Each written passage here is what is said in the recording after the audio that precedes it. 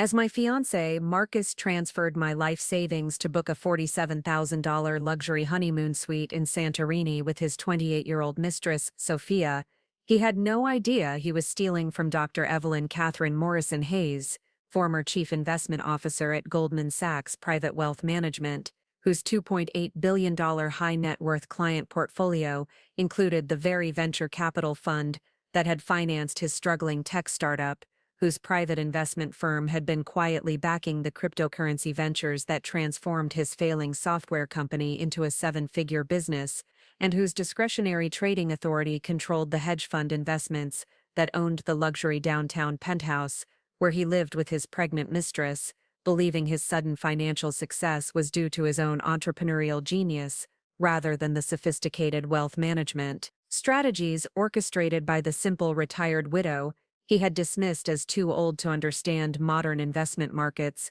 while systematically draining her accounts to fund his double life with a woman young enough to be his daughter. Before we dive into this incredible story of romantic betrayal meeting institutional wealth authority and the financial empire my unfaithful fiancé never knew existed, make sure to hit that like button. Drop a comment telling me about your worst experience with partners who underestimated your capabilities while secretly depending on your support.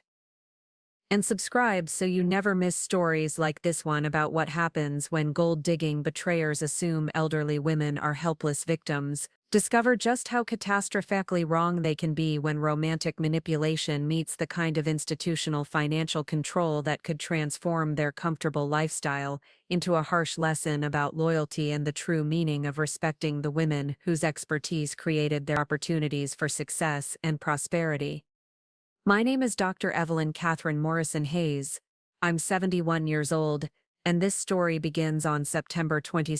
2024, when I returned from my monthly board meeting with the Securities and Exchange Commission's Private Wealth Oversight Division in Washington, D.C., to discover that my fiancé Marcus had made what he considered a romantic gesture that would reveal his true character and teach him the most expensive lesson about betraying elderly partners, whose quiet financial mastery had been ensuring that ambitious middle-aged entrepreneurs maintained business liquidity, seamless credit access, and the kind of anonymous capital backing that determined whether struggling tech companies could afford luxury downtown lifestyles or spend their evenings calculating bankruptcy payments that could destroy their carefully constructed business empire. Comfortable double life with pregnant mistresses who demanded expensive vacations and luxury accommodations.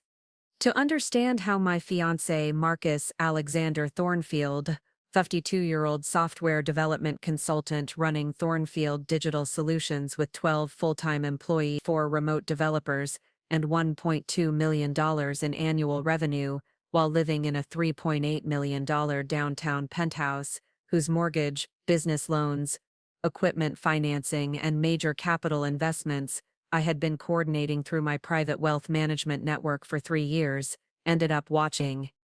his comfortable upper-middle-class lifestyle disappear through legitimate asset recovery protocols within 48 hours of stealing my life savings to fund his secret wedding to his pregnant mistress. You need to know who I was before my carefully maintained image as a simple retired grandmother living on a modest pension concealed the financial expertise and institutional investment authority that had elevated me from junior portfolio analyst in 1975 to chief investment officer at Goldman Sachs Private Wealth Management, a position that required overseeing $18.7 billion in annual wealth transactions and creating the institutional investment networks that determined financial accessibility for over 3,400 high-net-worth families throughout the United States, Europe, and Asia-Pacific markets. For 46 extraordinary years, I was Dr. Evelyn Morrison, dedicated institutional wealth management professional at one of Wall Street's most prestigious investment firms. Starting as an entry-level research assistant when portfolio management was still handled through paper documentation systems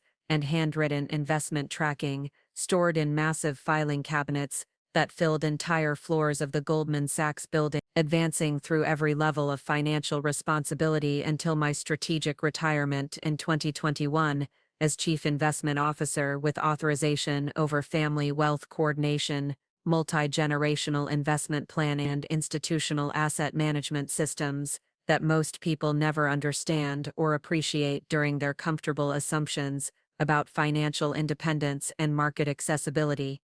My career had encompassed every aspect of private wealth management and institutional investment strategy, from basic portfolio administration and client coordination to complex multi-generational wealth planning that determined whether promising families maintained their financial security across decades of market volatility, whether ambitious entrepreneurs received appropriate capital support for business ventures that required institutional backing, and whether the next generation of successful families achieved the investment positioning and institutional financial relationships that distinguished lasting prosperity from temporary business success and lifestyle speculation that could disappear during economic uncertainty or market corrections that destroyed unprepared investors. The scope of my wealth management responsibilities had grown to encompass managing comprehensive investment portfolios for 847 families across 8 countries, coordinating with federal financial authorities who required accurate documentation for regulatory compliance and anti-money laundering protocols, implementing sophisticated financing systems that balanced individual family needs with institutional accountability requirements, designing wealth preservation programs that synchronized seamlessly between private banks, federal agencies, and international investment firms, and troubleshoot complex ownership complications that could affect everything from individual family financial stability to multi-generational wealth development that influenced global markets and family financial security throughout the international investment community and beyond into sovereign wealth networks that coordinated capital flows between nations and multinational corporations. During my 4 decades of distinguished financial service, I had personally overseen wealth coordination for over $89.3 billion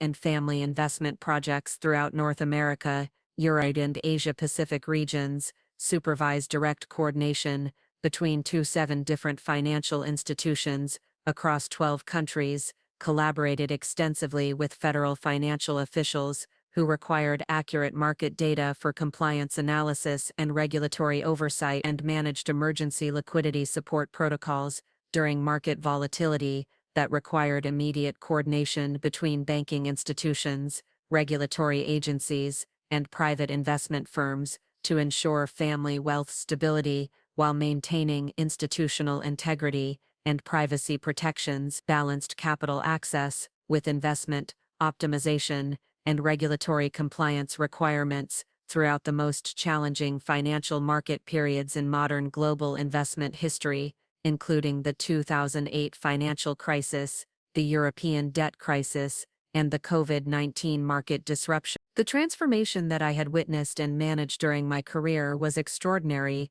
from manual investment documentation systems stored in traditional filing cabinets to sophisticated encrypted digital platforms that could instantly verify investment eligibility, asset ownership status histories, and capital availability across institutional networks that connected individual family wealth support to global investment systems operating throughout the United States, European Union, and selected international financial markets. I had been personally responsible for training over 412 investment professionals in wealth management, administration protocols, regulatory compliance procedures, and capital coordination techniques that required both advanced financial expertise and deep understanding of family dynamic, federal banking regulations, and investment privacy protections that distinguished legitimate wealth management from speculative investment schemes that could destabilize regional financial markets and create systemic risks that threatened the global economy. My position as Chief Investment Officer meant that I possessed what was essentially master-level access to the global private wealth management network, the ability to classify investment eligibility, coordinate multi-institution capital distribution, implement emergency wealth support protocols, and evaluate client conduct that could instantly transform someone's financial status from guaranteed capital access to comprehensive portfolio review, requiring extensive character evaluation and regulatory compliance verification to complete through proper institutional channels and documentation processes that could take months or years to resolve satisfactorily through traditional wealth management, administration, and family investment coordination systems that operated under strict federal oversight and international regulatory framework. But perhaps the most significant aspect of my financial career was my role in developing and implementing the automated wealth administration protocols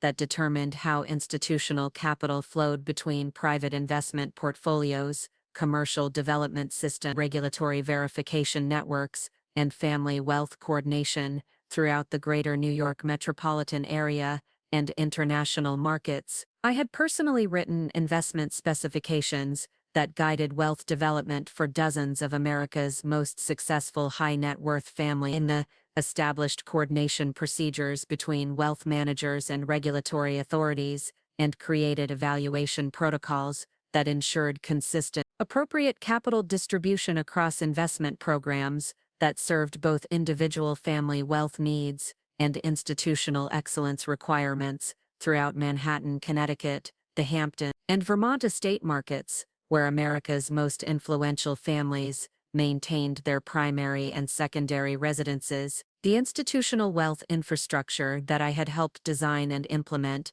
served as the model for global private wealth management, with investment institutions in other countries consulting our protocols for guidance on family wealth coordination, portfolio optimization, and compliance implementation that balanced client expectations with regulatory requirements throughout the most complex investment planning scenario. My expertise had been featured in financial industry publications, including Private Wealth Magazine, Investment Management Quarterly, and the Journal of Institutional Asset Management, and consulted by investment firms throughout the world who wanted to implement similar wealth administration systems and automated protocols that served both individual family needs and multi-generational portfolio monitoring requirements that could preserve and grow family wealth across generations while maintaining regulatory compliance and tax optimization strategy. Marcus's comfortable life in his downtown Manhattan penthouse, which he considered evidence of his entrepreneurial success and strategic business development, was actually supported by the kind of seamless capital coordination and institutional wealth administration that I had been creating and maintaining throughout my entire career. The perfect financing coordination that ensured his business loans remained manageable despite rising interest. The smooth regulatory approvals that had helped him during his business expansion transition 18 months ago, when he acquired 2 competing software firms and purchased development equipment worth. The comprehensive capital support that enabled his penthouse purchase and luxury lifestyle investments, and the investment coordination that provided optimal tax planning and insurance structures that saved his business over Bazen annually, all depended on the kind of sophisticated institutional wealth management and private capital administration that required exactly the expertise I had been developing for over 4 decades of distinguished professional service in the world's most competitive financial markets. Manhattan Penthouse, where Marcus lived and conducted his weekend technology projects, represented not just impressive New York real estate, it was a testament to the sophisticated investment planning and wealth coordination that had elevated our relationship from casual dating to serious engagement. Over the course of 18 months of what I thought was genuine romantic connection and mutual respect, the beautifully appointed 4,200 square foot corner unit, featuring floor-to-ceiling windows with Central Park view, completely updated kitchen with marble countertops and professional-grade appliances, 4 full bathrooms with luxury fixtures, and professionally designed interior spaces spanning the entire 47th floor of the prestigious Meridian Tower, reflected the kind of institutional capital support, strategic investment management that enabled successful entrepreneurs to transition from struggling startups and venture capital dependency to luxury Manhattan living within exclusive buildings that required both financial credentials and proven business success for residency approval. The penthouse's location, in the prestigious Upper East Side, where property values averaged $2.8 million, and building residents included hedge fund managers, pharmaceutical executives, and established New York families, whose investment portfolios extended back multiple generations, represented the culmination of strategic capital planning that began when I first established Marcus's business investment structures in late. The property itself had been acquired through a complex financing arrangement that involved coordinated lending from 4 different private banking institutions, optimized tax planning through investment trust vehicles, and regulatory compliance with New York housing statutes that required extensive legal documentation and ongoing administrative oversight throughout the property ownership and business development process. Marcus's technology consulting business, Thornfield Digital Solutions, operated from a 800-square-foot commercial facility in the financial district, which had been strategically selected and leased through my professional investment network at below-market rates that saved his business operation over 8. His business model focused on cryptocurrency integration and blockchain development for financial institutions, particularly investment banks, hedge funds, and private equity firms that served Manhattan's most sophisticated institutional clients. With technical capabilities ranging from basic digital currency consulting to complex smart contract development and decentralized finance protocols that required cutting-edge equipment and specialized technical expertise that few consulting firms could provide to institutional financial clients. The success of Thornfield Digital Solutions reflected not only Marcus's computer science education from MIT and his blockchain certification achievement, but also the comprehensive business backing and institutional support that had been carefully orchestrated through my investment management relationships over multiple years. His ability to secure commercial property financing at preferential rates, navigate complex regulatory approval processes for financial technology operations, and maintain the substantial equipment financing required for quantum computing array, blockchain development systems, and specialized security infrastructure, all depended on the kind of institutional credibility and investment relationships that I had cultivated throughout my distinguished career at Goldman Sachs and the broader Wall Street financial community. Marcus's lifestyle reflected the financial freedom and social positioning that distinguished successful Manhattan technology entrepreneurs from those who struggled with commercial lease payments and regulatory complications. His collection of luxury assets, including a 2023 Porsche 911 Turbo for personal use, a 2022 Tesla Model S Plaid that he had customized for business networking,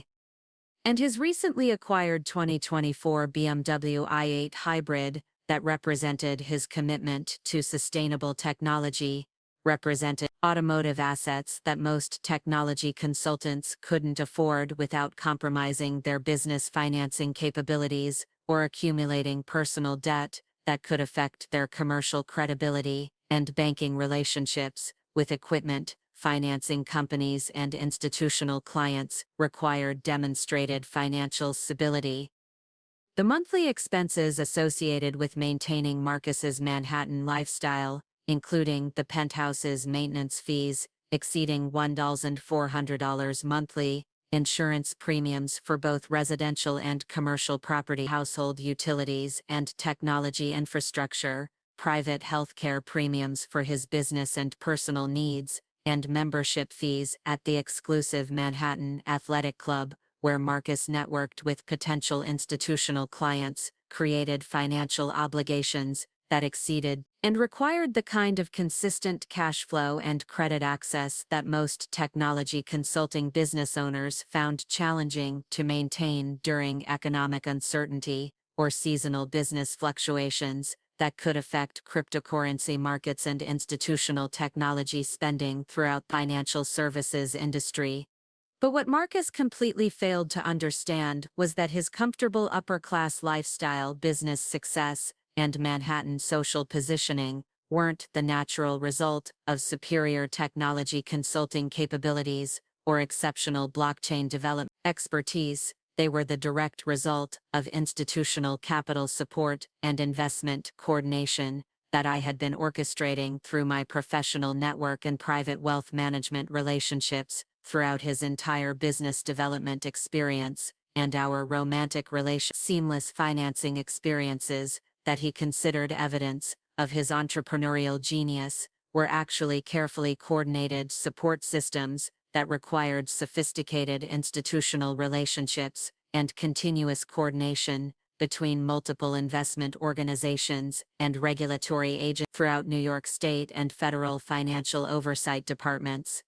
The Morrison-Hayes Family Investment Trust, which I had established during the early years of my career at Goldman Sachs, operated with financial assets valued at $127.8 million dedicated to supporting promising individuals who demonstrated both professional potential and character integrity that aligned with traditional values of hard work, community contribution, and respectful treatment of all people regardless of age or circumstance. The Trust's mission statement emphasized the importance of creating opportunities for deserving partners and colleagues to focus on their professional development and business responsibilities, rather than capital acquisition struggle, enabling the next generation of successful entrepreneurs and business leaders to develop the stability and prosperity necessary for authentic contribution and meaningful professional excellence throughout Manhattan's competitive business environment. The beneficiary selection process that had identified Marcus as a trust recipient 2.5 years earlier had been based on his technology education, blockchain development potential, and character assessment evaluations that measured his commitment to traditional values and community contribution throughout the Manhattan area. The comprehensive evaluation that qualified him for institutional capital support included recommendations from professional colleagues at the cryptocurrency consulting firm where he had worked as a senior developer before starting his own business, community service documentation from his volunteer work with youth technology education programs, and personal statements that demonstrated his understanding of relationship responsibility and his commitment to maintaining traditional values of honesty, loyalty, and respectful treatment of romantic partners throughout his personal and professional development. But perhaps most importantly, the Trust's beneficiary requirements included ongoing character assessment and demonstration of values that aligned with the Trust's mission of creating business leaders who understood both professional responsibility and personal integrity.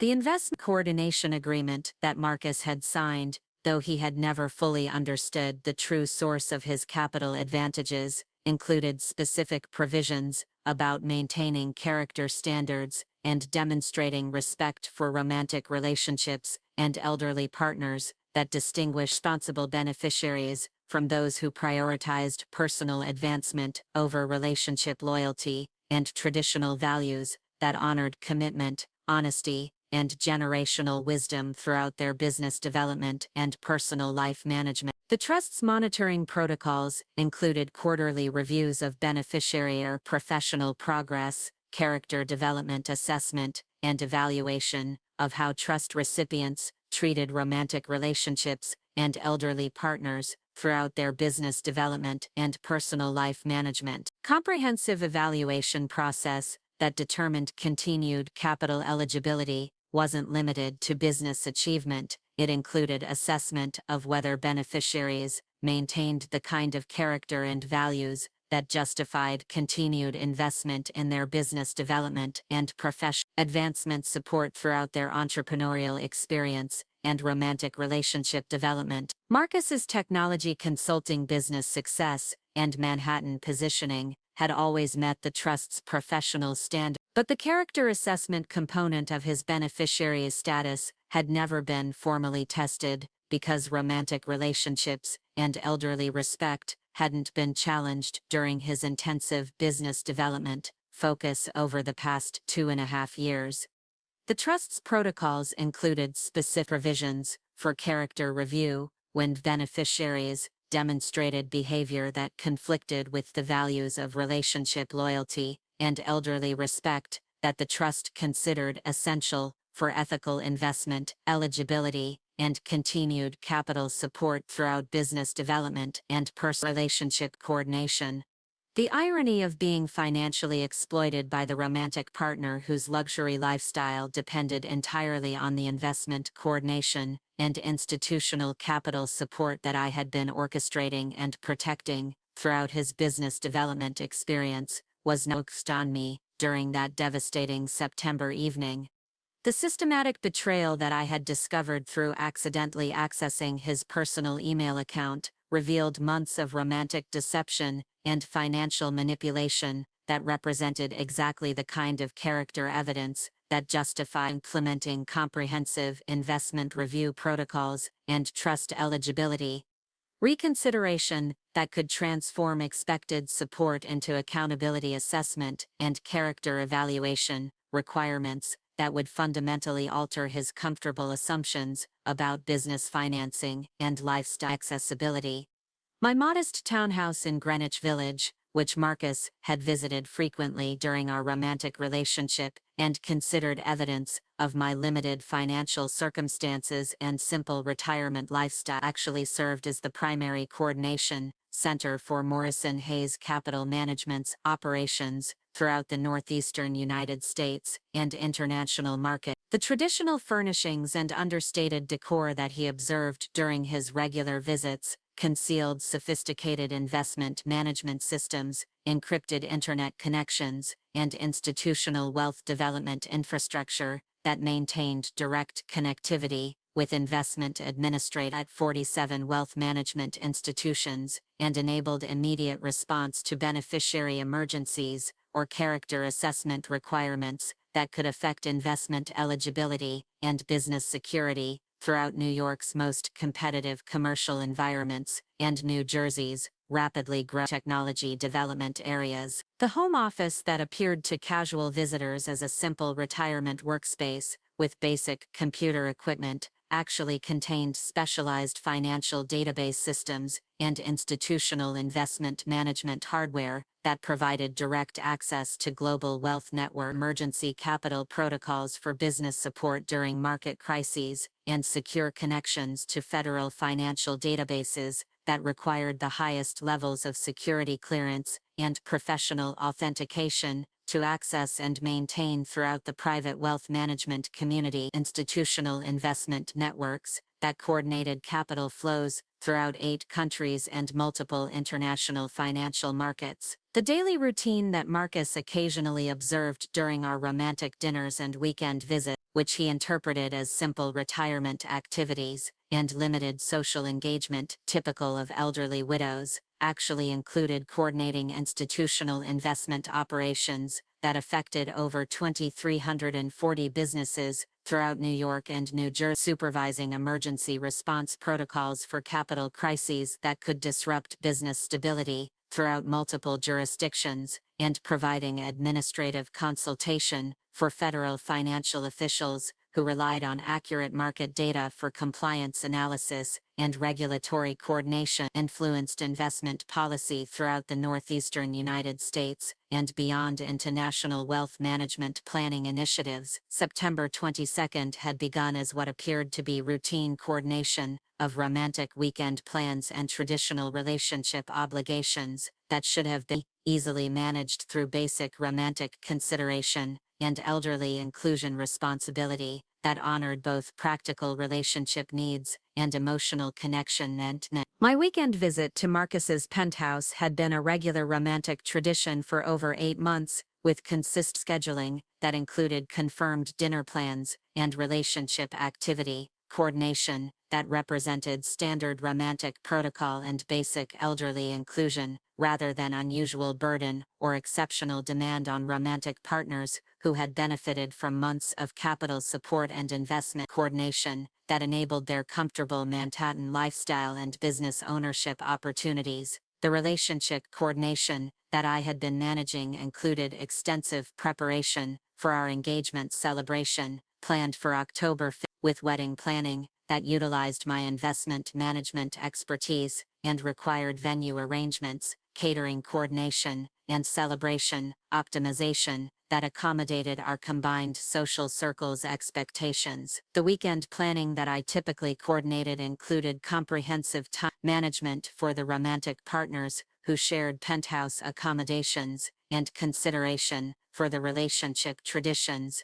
that had always included my regular romantic visits throughout the past 8 months of consistent relationship development and elderly respect protocols. But what made Marcus's systematic financial exploitation particularly devastating was his comfortable assumption that elderly partners should provide financial support for younger partners' convenience through independent wealth arrangements, rather than expecting relationship equality during major life decisions that affected financial planning and romantic relationship maintenance. The casual language that he used to justify appropriating my savings at your age, "You should be grateful someone wants to take care of your finances," revealed months of strategic thinking about romantic manipulation that prioritized convenient wealth access over elderly respect and relationship tradition maintenance that had characterized our romantic connection for months. The conversation that I accidentally overheard through his carelessly left open laptop during my September 22nd visit revealed Marcus's complete confidence about romantic relationship management and his systematic approach to elderly financial exploitation that treated my life savings complications, requiring creative appropriation rather than relationship responsibilities, deserving immediate honesty and priority consideration throughout the financial planning and romantic relationship coordination process. The comfortable manipulation that he employed demonstrated months of strategic calculation about relationship loyalty optimization and business advancement that justified appropriating elderly wealth during important personal expansion planning and lifestyle development that required additional capital for luxury vacation arrangements and mistress accommodation expenses. Sometimes the most expensive mistake you can make is assuming that institutional investment coordination and private wealth management are automatic entitlements that continue regardless of how the beneficiaries treat the elderly partners whose expertise created their opportunities for business success and luxury lifestyle access. The financial betrayal that Marcus orchestrated for his Santorini honeymoon would become the documented evidence of character priorities that justified redirecting investment ownership and institutional capital to serve more deserving entrepreneurs, understood the value of both wealth management support and the elderly wisdom that created opportunities for meaningful business development and authentic professional contribution in Manhattan's competitive environment that required both entrepreneurial excellence and character integrity to access and maintain successfully throughout New York's demanding business community and international investment markets. What my romantic partner never understood during all those months of treating me like a sweet, but financially naive grandmother who needed guidance with basic investment decisions, online banking features, was that his comfortable assumption about my limited technological capabilities revealed his complete ignorance of the institutional wealth empire I had built throughout the global financial community, an empire that operated so seamlessly and efficiently that its very invisibility had become its greatest strength and Marcus's most dangerous vulnerability when it came to his continued business security and lifestyle accessibility. The modest Greenwich Village townhouse where I had lived for 12 years, which Marcus considered evidence of my conservative financial approach and outdated lifestyle choices, actually served as the primary coordination center for the global private wealth management network, equipped with quantum encrypted communication system, dedicated fiber optic internet connections, providing 25 gigabit symmetrical speeds, and institutional investment management infrastructure that maintained 24/7 connectivity with wealth development institutions throughout 36 countries and enabled immediate response to market emergency that could affect trillions of dollars in family wealth and institutional capital coordination activities across multiple time zones and regulatory jurisdictions, spanning from New York to London, to Tokyo, to Singapore. My living room, which appeared to casual visitors as a charming retirement space with antique furniture, family photographs from my late husband's military service, and modest decorative elements that suggested comfortable but limited financial resources, contained sophisticated financial database systems and institutional wealth management hardware that provided direct access to the primary servers at Goldman Sachs, backup communication protocols for emergency capital coordination during market volatility, and secure connections to federal financial databases that required the highest levels of security clearance and professional authentication to access and maintain throughout the global wealth development, community, and international investment coordination networks that connected private capital flows with sovereign wealth funds and central banking systems. The technology setup that I had installed throughout my townhouse represented over $2.7 million in specialized equipment and software licensing that enabled me to coordinate institutional wealth activities across 12 countries, respond to business capital emergencies within minutes rather than the typical days or weeks required through traditional investment management channels, and maintain the private wealth infrastructure that supported hundreds of New York businesses' most important capital management goals throughout Manhattan, Brooklyn, and selected premium commercial areas in New Jersey, Connecticut, and the Hamptons. The multiple holographic displays that lined my home office walls showed real-time status information from investment databases across 36 countries, automated alert systems that notified me of regulatory changes or compliance issues requiring immediate attention, and coordination interfaces that allowed me to communicate instantly with wealth professionals, federal financial officials, and investment administrators throughout the global wealth development network. But beyond the physical infrastructure that supported my institutional wealth coordination responsibility, what made my home-based operations particularly powerful was the comprehensive network of professional relationships and federal coordination protocols that I had developed throughout my 46-year career in investment, development, and institutional wealth administration. The daily video conferences that Marcus occasionally overheard during his visits weren't social conversations with retired colleagues discussing grandchildren and retirement activities. They were strategic consultations with federal financial administrators about global investment policy, crisis coordination with regulatory development officials during market emergencies, and technical support for wealth development institutions that processed billions of dollars in daily capital distribution throughout North America, Europe, Asia, and selected emerging markets that required sophisticated regulatory coordination and federal oversight capabilities. The Morrison Institute for Financial Excellence, which I had established during the final years of my career at Goldman Sachs, had become the most respected private wealth management training program in North America,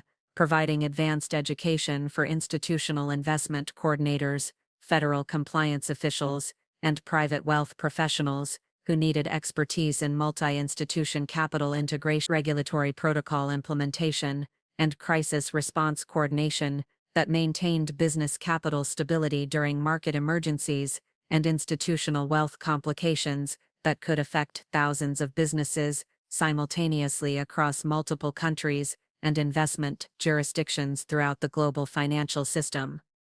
Our institute accepted only 6 participants annually through an application process more competitive than federal financial agency positions, requiring extensive experience in wealth development, institutional investment, or business capital coordination before candidates qualified for consideration through our rigorous screening process that included psychological evaluations, comprehensive background investigation, and professional competency assessments that measured both technical expertise and character integrity throughout multiple evaluation phases. The program reflected both the specialized nature of our training and the career advancement opportunities that graduation provided for wealth professionals seeking leadership positions in federal agencies, institutional investment, or private wealth organizations throughout North America and the broader international wealth development region.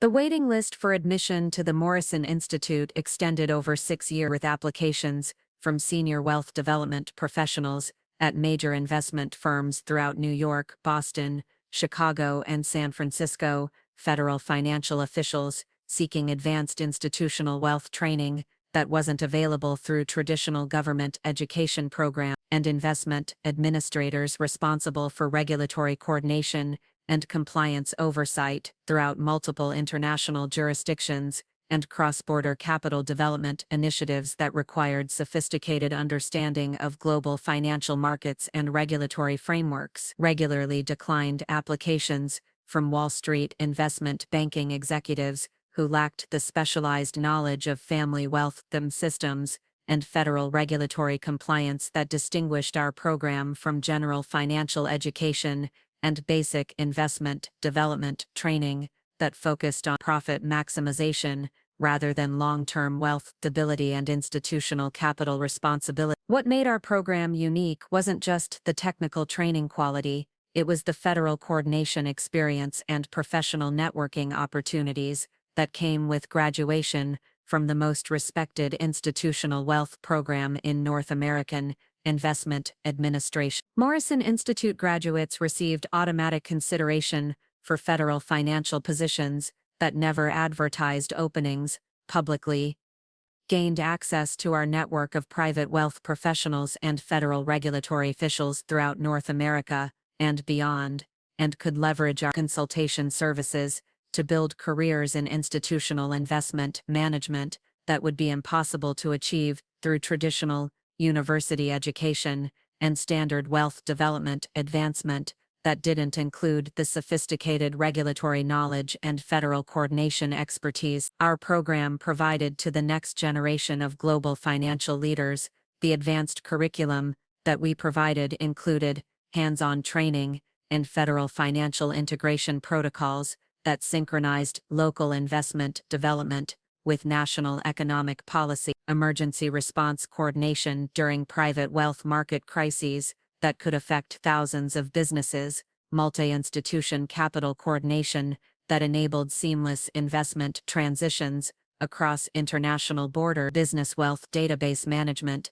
that protected privacy while maintaining regulatory compliance, and compliance implementation that protected business capital rights while maintaining investment access, and federal monitoring capabilities that balanced individual rights with institutional wealth stability requirements throughout the global financial system and international regulatory coordination network. Our graduates managed private wealth databases for federal agencies throughout North America, coordinated institutional investment operations for major metropolitan areas, including New York, Boston, Washington, D.C., and supervised capital coordination operations for investment institutions that handled trillions of dollars in annual business wealth assets throughout the northeastern United States, Canada, and selected international wealth development markets that required sophisticated regulatory coordination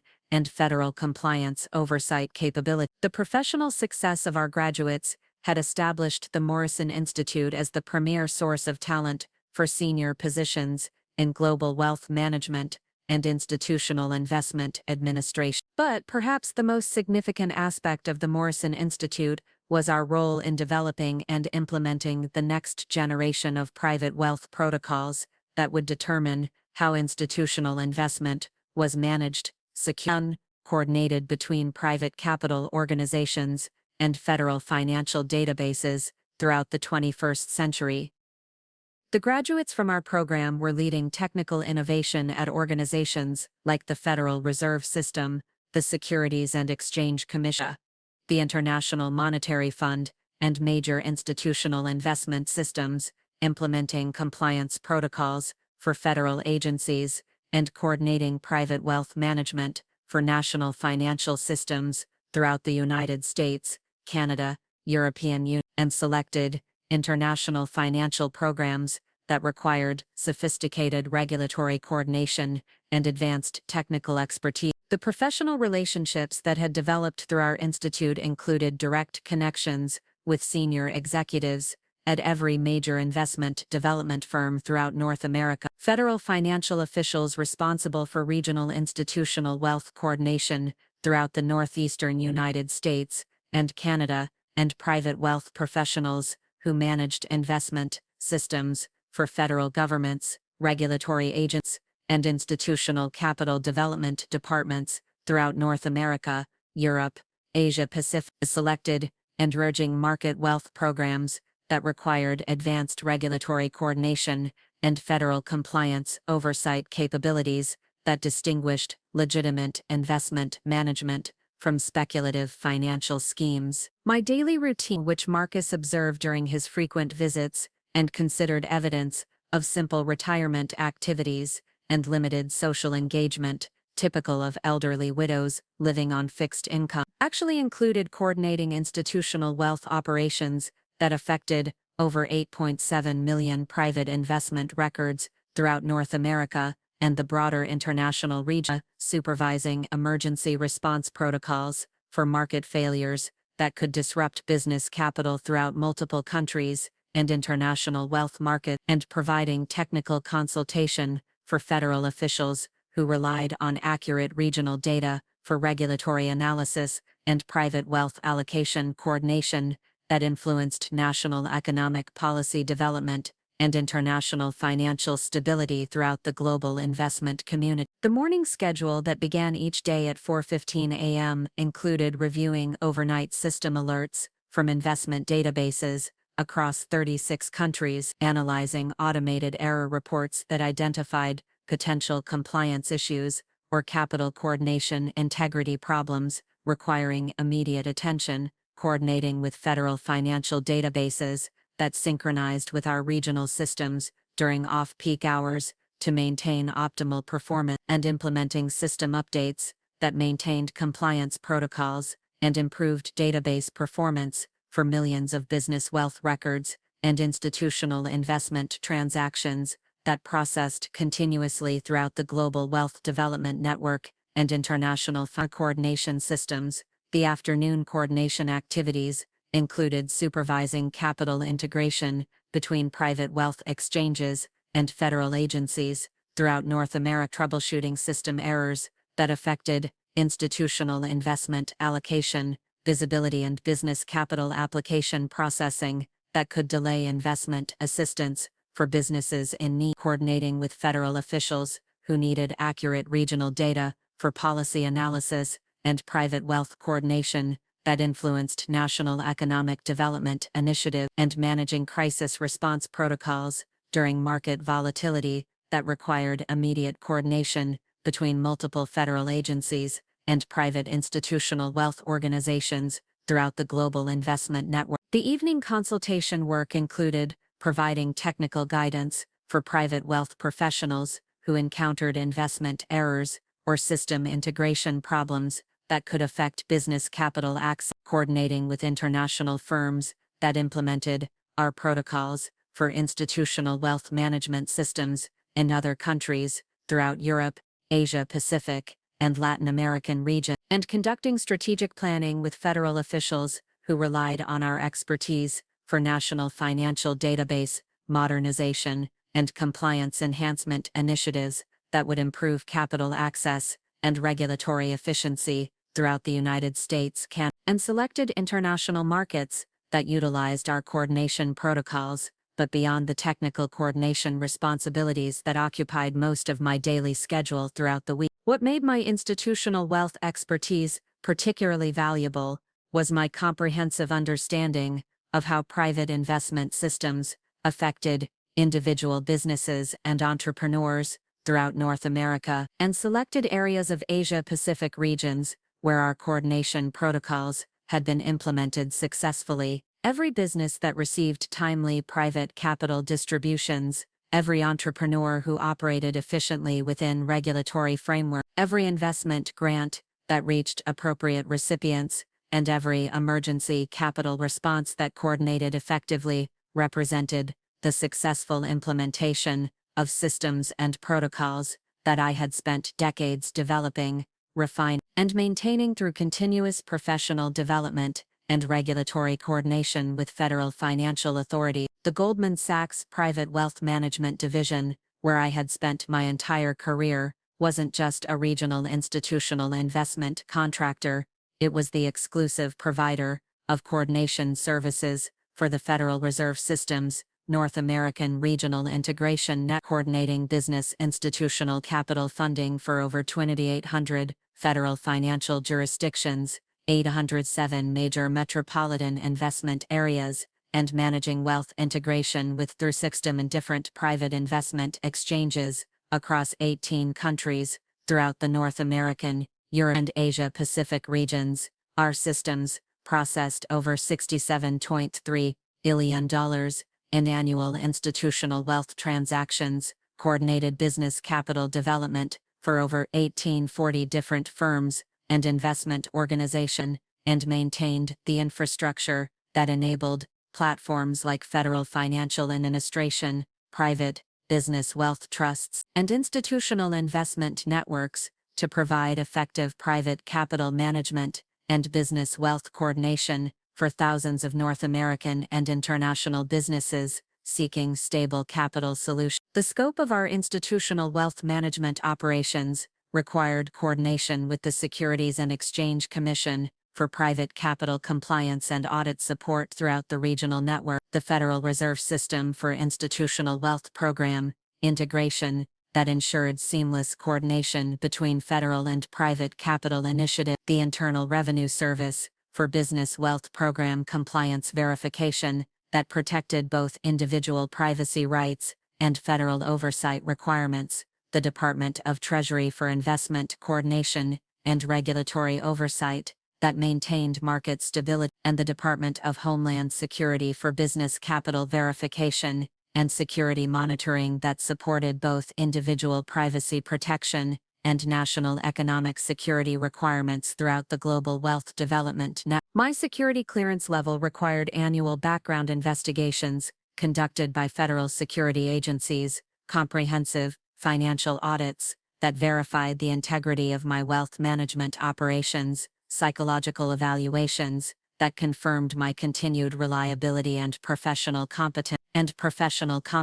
assessments that ensured only the most qualified and trustworthy institutional wealth professionals maintained access to systems that could affect national economic programs, regional business stability, and federal private wealth policy development that influenced capital access for millions of American businesses throughout multiple states and international jurisdictions that coordinated with United States financial system. The clearance process included polygraph examinations conducted by federal security professionals, extensive interviews with professional colleagues and federal officials who could verify my character and professional competence, and continuous monitoring that verified my continued reliability and commitment to maintaining the highest standards of professional integrity and system security throughout my ongoing coordination responsibility. The technical innovations that I had developed during my career included automated integration protocols that synchronized private wealth data between institutional investment databases and federal financial systems throughout the global network, compliance algorithms that protected business privacy while maintaining institutional capital accessibility and regulatory oversight, error detection systems that identified investment irregularities before they affected business capital access or financial stability, and crisis response protocols that maintained system stability during equipment failures or cybersecurity incidents that could affect millions of business wealth records and trillions of dollars in institutional investment. These innovations had been adopted by wealth development firms throughout North America and the broader international region, implemented by federal agencies for National Financial Database Modernization Initiative, and licensed to international institutional wealth organizations that wanted to implement similar integration systems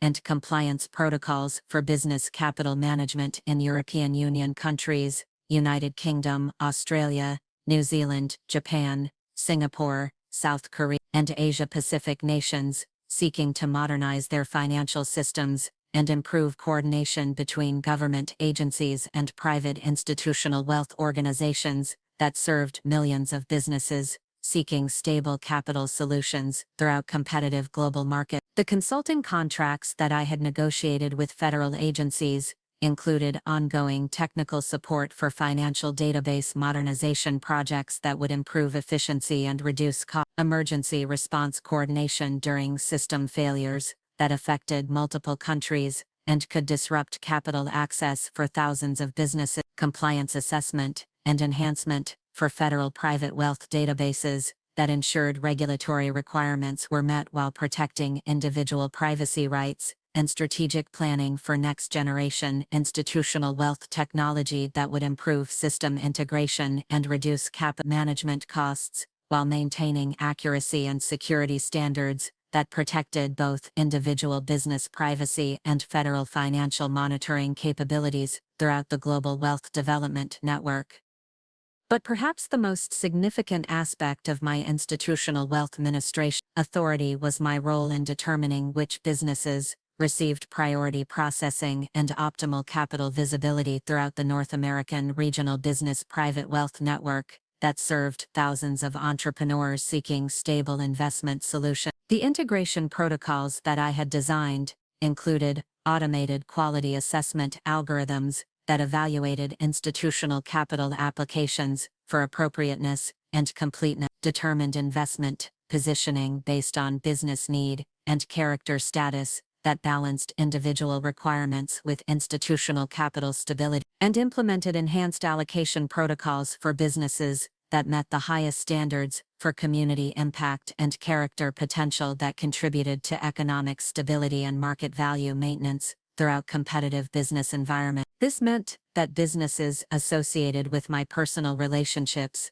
had always received the most favorable institutional wealth treatment possible throughout their capital experience, priority processing for investment coordination that reduced waiting times from months to days, enhanced distribution visibility that attracted maximum financial benefit and optimal lending terms, expedited application coordination that reduced approval timeframes and eliminated common administrative delay, and automated compliance verification that prevented administrative problems from affecting their private capital access or investment status throughout their business development experience. The seamless capital experiences that Marcus and his technology consulting business had always enjoyed weren't natural consequences of superior blockchain development expertise or exceptional business management acumen. They were the direct result of institutional wealth preferences and technical advantages that I had been providing through my coordination authority and system access throughout his entire business development and romantic relationship experience. Marcus's comfortable life in his Manhattan penthouse had benefited from perfect institutional capital services, coordination that ensured optimal financing terms, seamless private investment processing that eliminated common delays and complications, and enhanced wealth allocation that attracted maximum capital support and regulatory advantage, because I had personally implemented distribution protocols that ensured optimal investment, visibility and financial accuracy throughout his business ownership experience.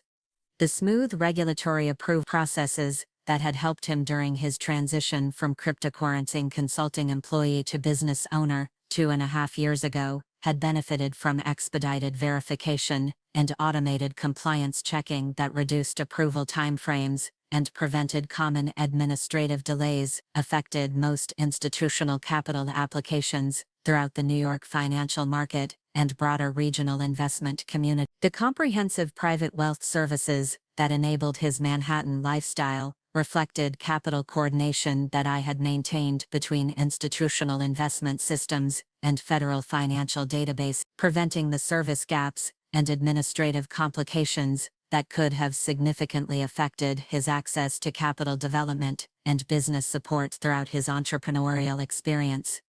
The excellent investment rates that supported his lifestyle maintenance, the emergency institutional capital programs that provided additional support during business fluctuations, and the private wealth infrastructure that supported his business development, all depended on institutional investment coordination and capital management that required exactly the kind of technical expertise and federal coordination that I had been providing throughout my entire career at Goldman Sachs and the broader Wall Street financial community. Marcus Alexander Thornfield presented himself to his professional colleagues and Manhattan business network as a self-made technology success story. The ambitious blockchain developer, whose cryptocurrency expertise had earned his way into luxury penthouse living through innovative consulting excellence and strategic business development that demonstrated his commitment to technological advancement and entrepreneurial prosperity. His carefully constructed narrative of individual achievement and personal business management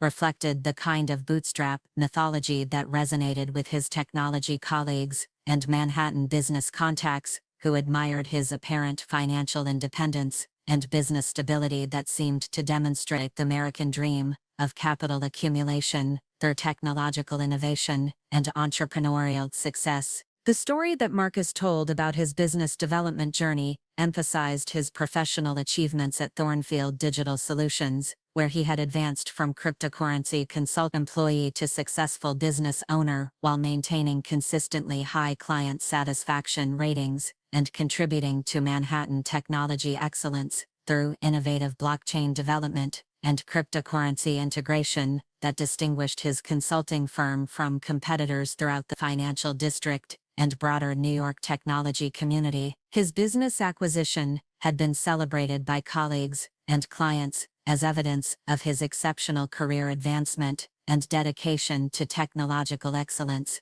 that demonstrated his commitment to innovation, leadership, entrepreneurial responsibility throughout the competitive Manhattan business environment. During his business ownership experience, Marcus had distinguished himself through technology innovations that earned recognition from blockchain development associations throughout the New York area, industry involvement that demonstrated his commitment to cryptocurrency advancement and technological responsibility and business management that positioned his consulting firm as a model of Manhattan entrepreneurial success that inspired other technology professionals seeking business ownership and blockchain development opportunities. His office technology projects had included quantum computing implementation, cryptocurrency mining optimization, and blockchain development improvement that increased business efficiency and client appeal while showcasing his technical expertise and commitment to technological excellence throughout the financial district business community. The Manhattan achievements that Marcus proudly displayed throughout his penthouse, framed technology industry awards, blockchain development certificates from MIT continuing education programs, and business accomplishment photographs that documented his progression from consulting employee. Successful business owner told the story of a dedicated entrepreneur who had earned every opportunity through technological expertise and business responsibility that demonstrated his worthiness for penthouse living and Manhattan business respect. His technology consulting successes, industry leadership roles in local blockchain association, and business development recognitions created a comprehensive picture of Manhattan achievement that justified his confident approach to business financial planning and technology community engagement throughout the financial district and broader New York entrepreneurial network. But what Marcus's carefully curated success narrative completely omitted was any acknowledgement of the institutional capital support system that had made his business ownership achievements possible throughout his entrepreneurial development. The private wealth assistance that had covered years-honored business acquisition costs through favorable loan terms that most technology consulting entrepreneurs couldn't access, the regulatory coordination that had enabled him to qualify for premium financial terms despite having limited business credit history as a new business owner, emergency institutional capital assistance that had provided stability during unexpected equipment expenses and market fluctuations, all remained invisible in his personal story of individual achievement and business responsibility that he shared with colleagues and Manhattan business contacts. The lifestyle that Marcus maintained in his Manhattan neighborhood reflected financial freedom that distinguished him from his professional peers who struggled with business debt exceeding $540,000, worked additional consulting projects to supplement their blockchain development income, and managed tight business budgets to afford Manhattan commercial lease expenses that continued increasing due to financial district property assessments and technology infrastructure costs. Marcus's ability to maintain premium office improvement, pursue expensive business networking activities and luxury equipment purchases, and invest in lifestyle enhancements without financial pressure created a comfortable buffer that enabled him to excel professionally, while his colleagues balanced career demands with economic constraints that limited their business expansion activities and technology development capability. Marcus's social media presence, which he maintained to network with blockchain professionals and document his business progression toward technology leadership, featured photographs of office improvement projects, business networking experiences throughout Manhattan and Silicon Valley, and professional development activities that reflected the lifestyle of a successful New York technology entrepreneur rather than a financially struggling cryptocurrency consulting business owner. His LinkedIn and Facebook profiles showcased technological achievement, industry involvement with blockchain development associations, and business development activities that reinforced his image as a rising star in Manhattan technology consulting leadership and financial district business development. The professional networking that Marcus maintained, membership in cryptocurrency trade associations, attendance at blockchain conferences throughout North America, and participation in Manhattan business development organizations reflected investment in his career advancement that exceeded what most consulting business owners could afford on their technology income alone. His collection of professional development resources, blockchain development reference materials and technical manuals, and industry publications represented thousands of dollars in career investment that distinguished his preparation from colleagues who relied on company-provided resources and basic professional development to manage their career advancement and technological expertise development throughout the competitive Manhattan technology community. Marcus's approach to business involvement included membership in financial district business association, volunteer activities with local technology education programs at Columbia University, and participation in entrepreneur development programs that required time and financial investment beyond the basic requirements of Manhattan business citizenship and technology ownership responsibility. His additional certifications, continuing education activities through MIT blockchain programs, and professional networking investments reflected comprehensive business planning that assumed financial stability and freedom from the economic pressures that limited his neighbors' community engagement opportunities and professional development activities throughout the demanding Manhattan business environment. The confidence that Marcus displayed in professional and business settings reflected his comfortable assumption that his lifestyle and opportunities were the natural result of his technology consulting achievements and business capabilities, rather than institutional capital support that had operated invisibly throughout his entrepreneurial experience. His interactions with blockchain development colleagues, financial district business leaders, and technology members demonstrated the self-assurance of someone who had never experienced serious financial insecurity or questioned the stability of his institutional capital support system that enabled his comfortable Manhattan lifestyle and successful business ownership throughout the competitive New York technology community.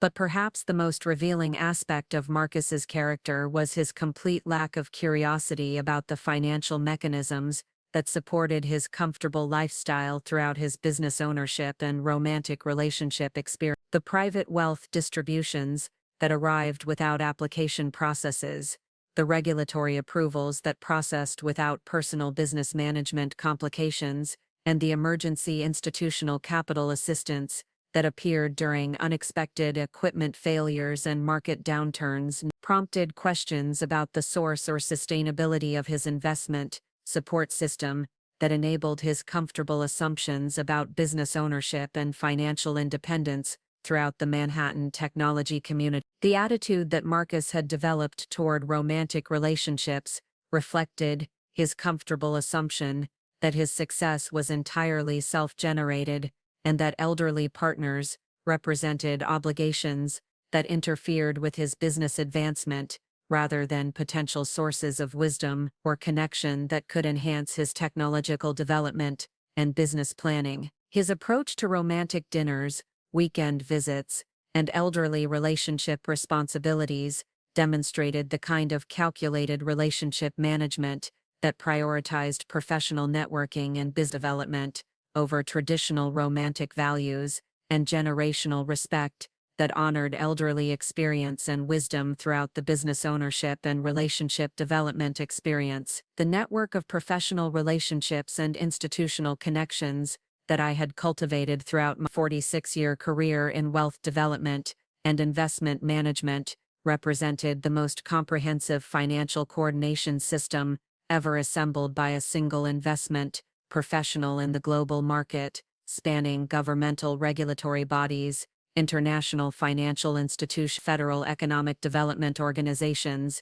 and emerging market investment agencies across 6 continents, creating a web of influence and authority that could instantly affect the business stability of thousands of entrepreneurs, while remaining completely invisible to beneficiaries who assume their comfortable luxury lifestyles were the result of individual achievement rather than sophisticated institutional capital infrastructure that operated seamlessly throughout multiple countries and international investment development networks. My direct communication protocols with the Federal Reserve System's International Investment Oversight Division included daily coordination meetings at 4 weekly strategic planning sessions for global private wealth policy development that influenced investment regulations throughout North America and Europe, and emergency response authorization that enabled me to implement immediate protective measures during market volatility that could affect financial security of over 3.8 million American businesses, whose private capital portfolios depended on the stability and coordination that my technical expertise provided through advanced institutional investment, integration, and federal compliance management systems throughout the United States, Canada, European Union, and selected Asia-Pacific investment markets that required sophisticated regulatory coordination. The secure communication channels that connected my Greenwich Village Operations Center to the Securities and Exchange Commission's Office of Global Investment Policy operated through military-grade encrypted satellite networks that processed over meters of earned individual private capital transactions daily, coordinating business distribution between investment systems and federal oversight networks, while maintaining the privacy protections and security protocols that distinguished legitimate institutional wealth management from speculative capital activities that could destabilize regional investment markets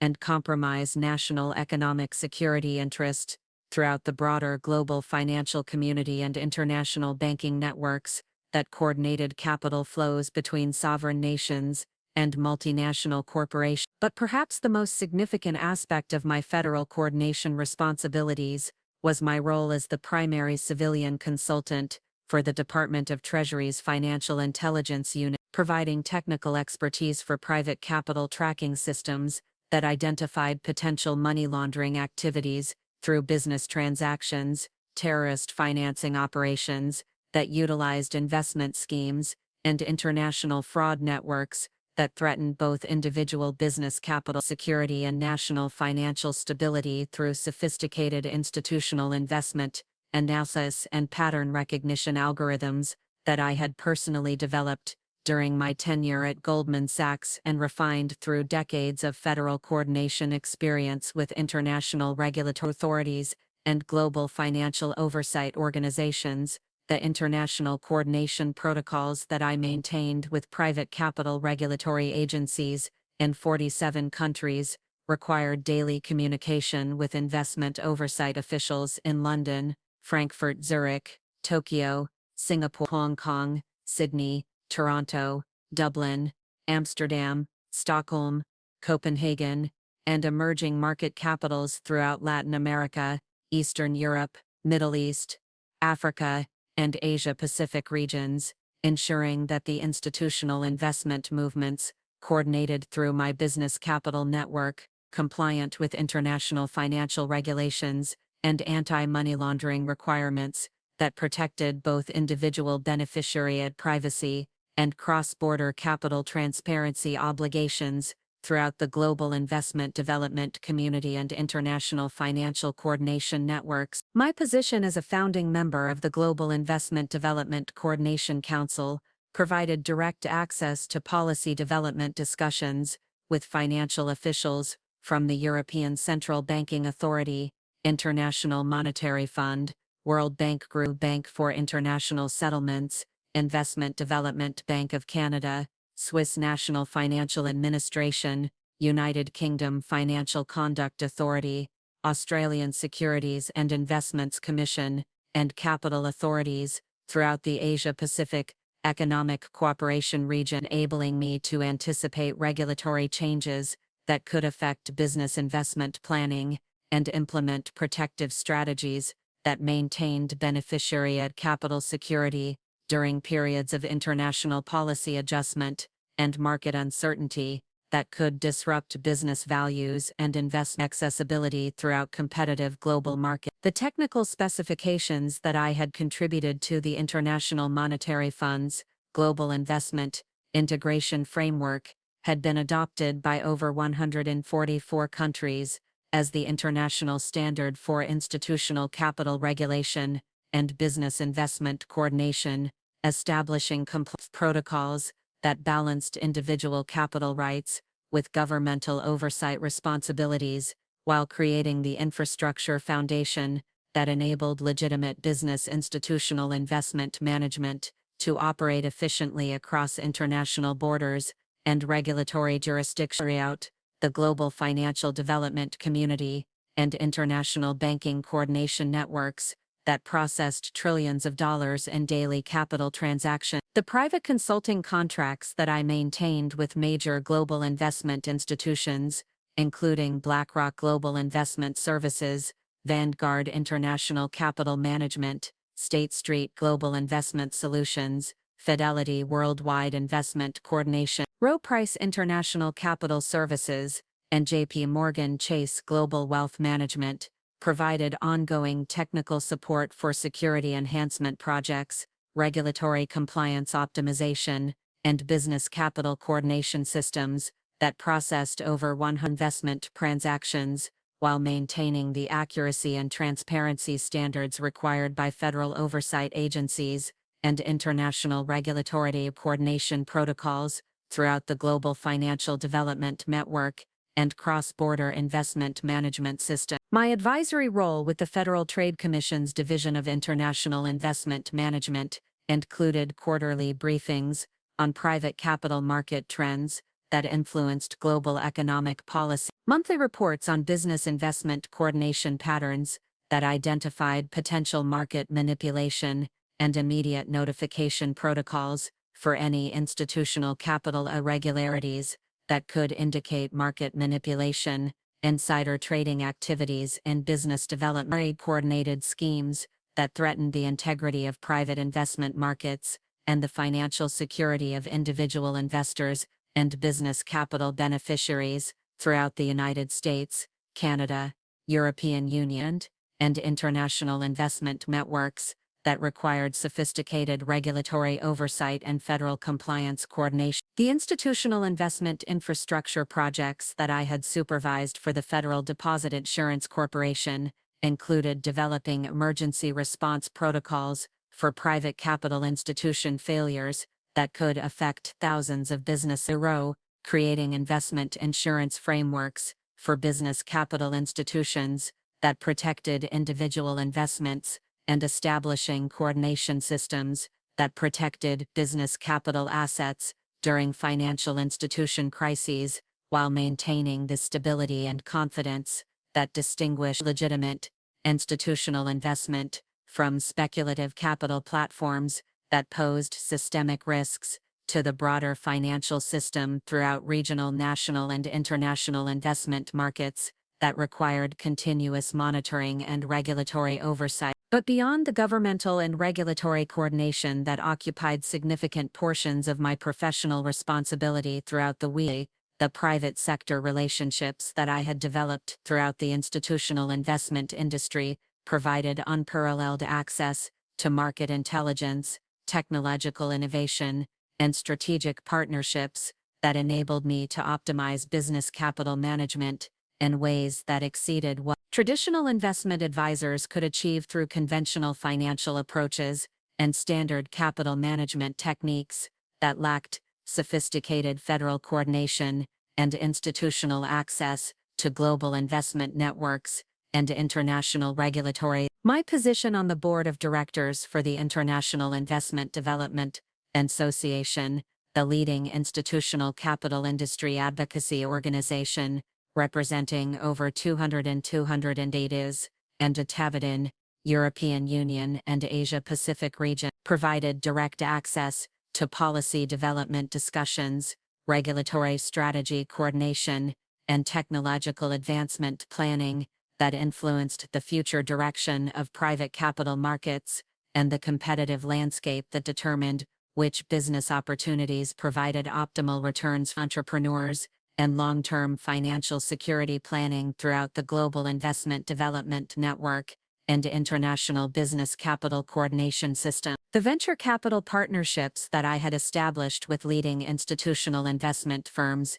including Sequoia Capital Global Investment Solutions, Kleiner Perkins International Capital Development, Andreessen, Horowitz, Worldwide Investment Management, Benchmark Capital Global Business Development, and Excel Partners International Investment Coordination, created exclusive access to early-stage private capital projects and institutional investment technology development that provided business capital beneficiaries with opportunities to participate in financial development before these investments became available to general market participants, ensuring that qualified entrepreneurs maintained competitive advantages in capital accumulation and a business independence achievement throughout the global investment development community and international financial coordination network. My consulting relationship with major institutional capital investors, including CalPERS Global Investment Management, Ontario, Teachers Pension Plan, International Capital Services, Norway Government Pension Fund Global Investment Division, and Singapore's GIC Private Limited International Investment Coordination, provided ongoing market analysis and strategic guidance for private capital portfolio optimization, enabling business investment trusts to coordinate their institutional capital allocations with sovereign wealth fund flow, while maintaining the independence and flexibility that distinguished business capital management from corporate investment strategies that prioritized institutional returns over individual beneficiary security and long-term entrepreneur financial stability throughout the competitive global and investment market. The academic partnerships that I had developed with leading university investment development research programs, including Harvard Business School's Global Investment Research Center, Stanford Graduate School of Business International Capital Studies Program, Wharton School's Global Financial Markets Institute, Columbia Business School's International Investment Management Program, and London Business School's Global Capital Development Initiative provided access to cutting-edge technological development, regulatory analysis, and market research that enabled business capital coordination to incorporate the most advanced institutional investment innovations and anticipate future private capital opportunities before they became widely recognized investment categories throughout the academic and professional global financial development community.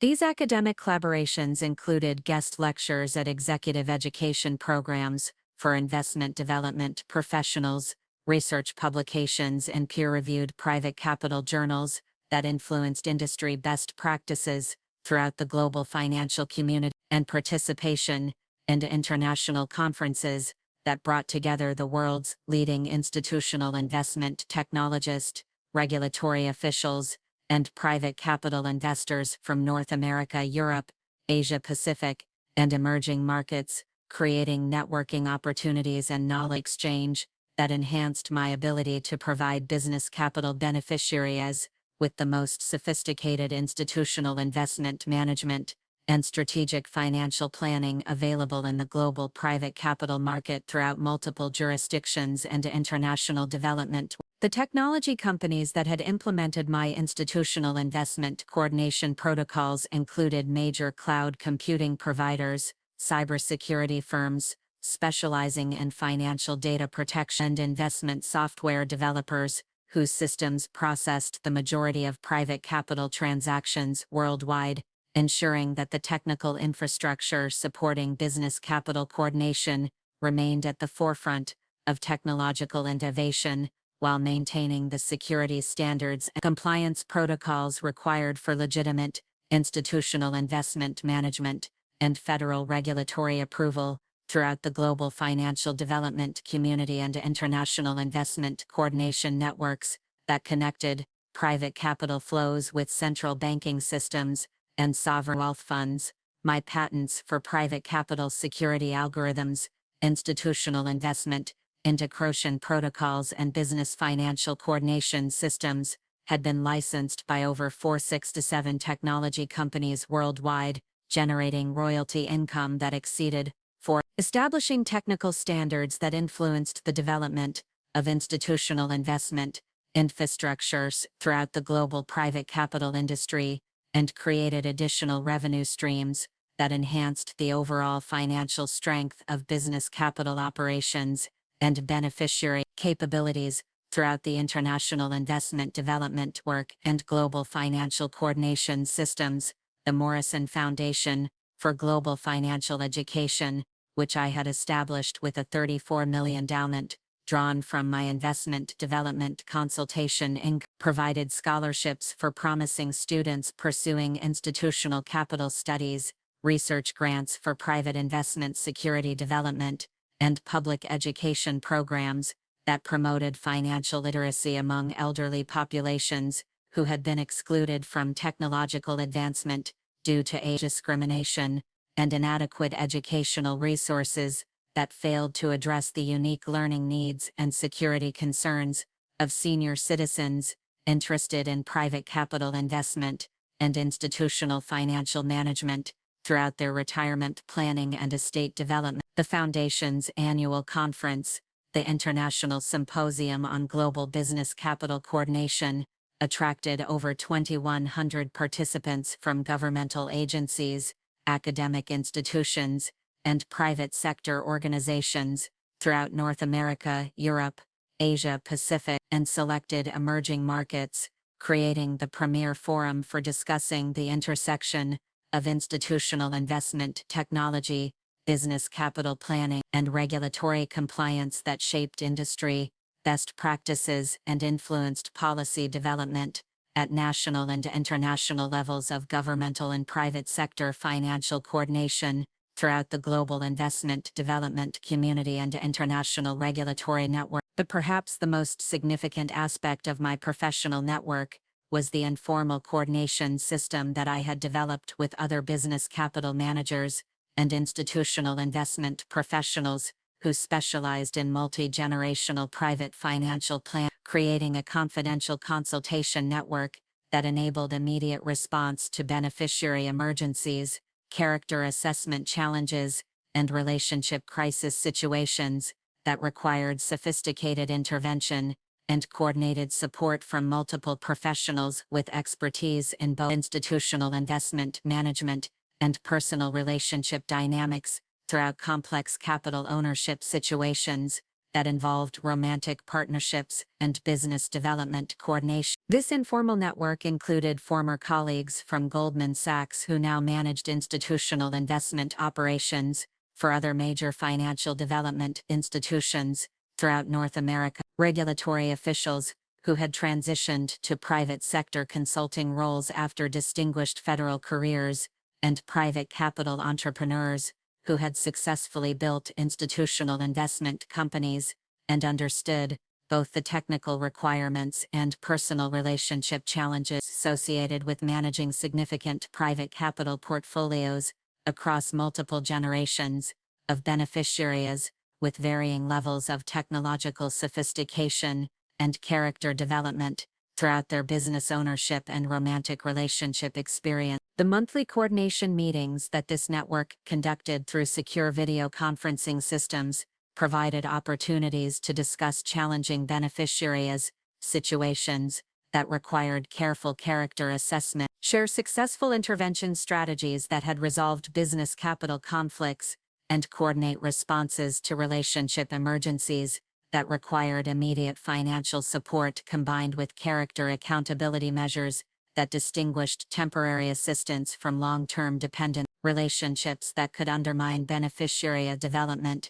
and personal respect obligations throughout the capital ownership and romantic relationship management experience. My role as the unofficial coordinator for this network reflected both my technical expertise in institutional investment management and my successful track record in managing difficult personal situations where beneficiaries had developed entitlement attitudes or demonstrated systematic disrespect for elderly partners whose capital coordination made their comfortable lifestyles possible, providing other professional proven strategies for implementing accountability measures while maintaining personal relationships and achieving positive character development outcomes throughout challenging business ownership and romantic relationship situations that required sophisticated intervention and coordinated professional support. The case studies that I had documented and shared with this professional network included detailed analysis of intervention techniques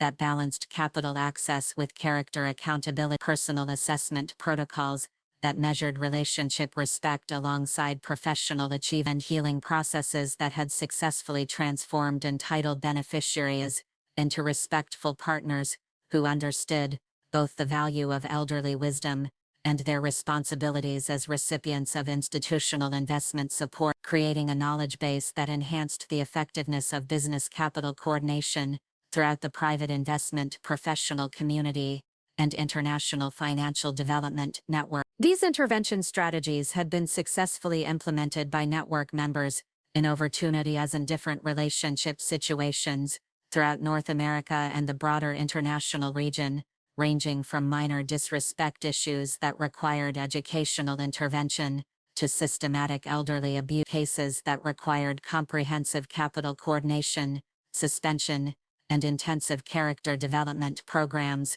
before beneficial relationships could be restored and institutional investment support could resume, under modified terms that ensured ongoing personal respect and elderly appreciation, rather than continued entitlement attitudes and systematic partner dismissal that undermine traditional values and generational respect throughout romantic relationships and business partnerships. The success rate of these intervention programs exceeded, with beneficiaries demonstrating sustained character improvement and relationship respect and maintenance for periods extending beyond 8 years after intervention completion, validating the effectiveness of coordinated accountability measures and character development requirements as essential components of responsible business capital management and sustainable institutional investment coordination that served both individual beneficiary development and broader community benefit through authentic relationship modeling and elderly respect demonstration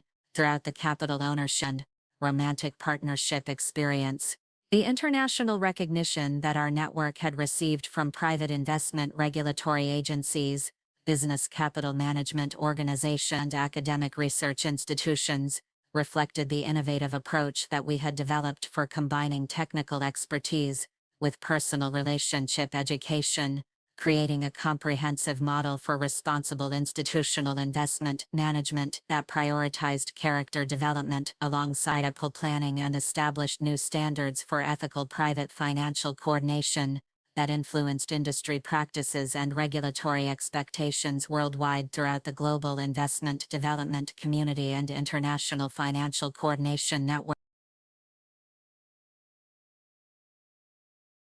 My leadership role in developing these international standards for business institutional investment coordination had resulted in invitations to serve as an expert witness in federal court cases involving private capital disputes that required sophisticated technical analysis, regulatory policy consultant for congressional hearings on institutional investment regulation that influenced national economic policy, and technical advisor for international treaty negotiations regarding cross-border private capital coordination and business asset protection during periods of economic uncertainty and market volatility that could affect international investment values, and financial accessibility throughout competitive global markets. The congressional testimony that I had provided during House Financial Services Committee hearings on private capital regulation had been instrumental in shaping federal policy regarding business institutional investment protection, elderly financial security, and character assessment requirements for private capital beneficiaries,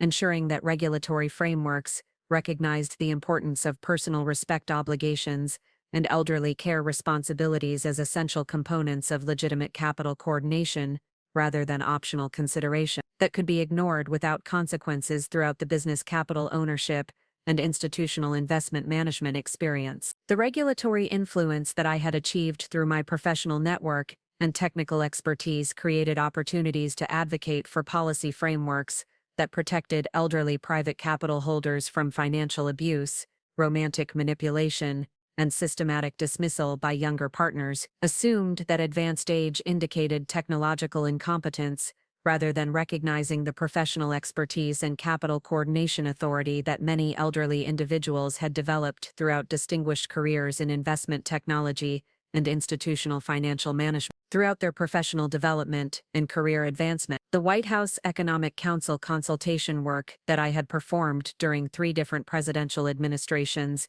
included strategic planning for national private capital policy that influenced business accessibility throughout the United States and international markets, crisis response coordination during global investment emergencies that threatened capital values and financial stability, and technical guidance for federal agencies implementing new regulatory frameworks that affected business institutional investment and private capital management throughout the United States and international partner countries that required sophisticated coordination and federal oversight. During the 2020 global financial crisis caused by the COVID-19 pandemic, my emergency coordination protocols had been instrumental in maintaining stability for over 700 business capital trusts and preventing the kind of institutional investment panic that could have destroyed generational financial wealth for thousands of American entrepreneurs throughout North America and the broader international region. The crisis response systems that I had developed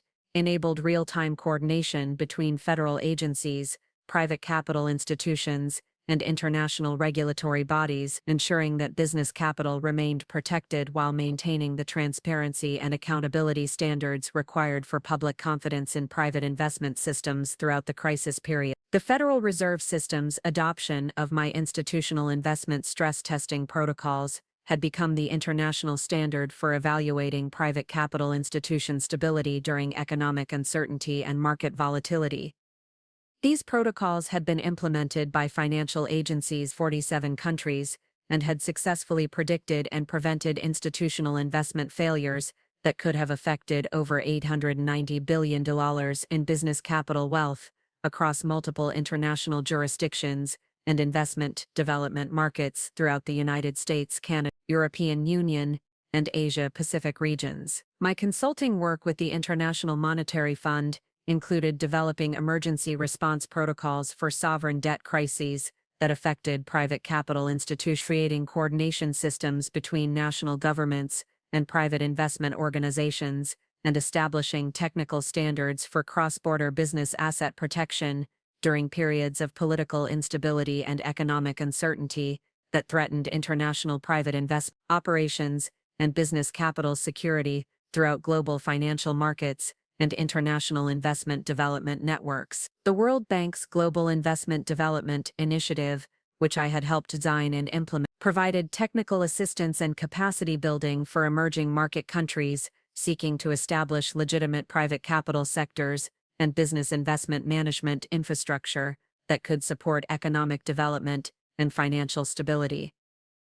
The program had successfully helped 34 countries develop regulatory frameworks and institutional capabilities that protected business capital assets while maintaining compliance with international anti-money laundering and terrorism financing prevention requirements throughout their investment development and financial coordination systems. But perhaps the most significant aspect of my international influence was my role in developing the Basel IV Global Investment Banking Accords, which established worldwide standards for private capital institution capital requirements, risk management protocols, and regulatory oversight procedures that protected both individual business capital assets and international financial system stability throughout the global investment development community. These accords had been ratified by 127 countries and had become the foundation for modern private capital regulation worldwide throughout the International Investment Development Network and global financial coordination systems. The European Union's adoption of my business capital protection directives had created a unified regulatory framework that enabled private investment institutions to operate across national borders while maintaining the highest standards of client protection and regulatory compliance throughout the European investment development market. These directives had been particularly important in preventing the kind of private capital tax evasion and money laundering scandals that had previously undermined public confidence in institutional investment systems throughout European markets and international financial development network. My role as a senior advisor to the Financial Stability Board included developing early warning systems for systemic risks that could affect private capital institutions throughout the global investment development community, creating coordination protocols between national regulatory agencies that ensured consistent oversight and compliance standards, and establishing technical standards for information sharing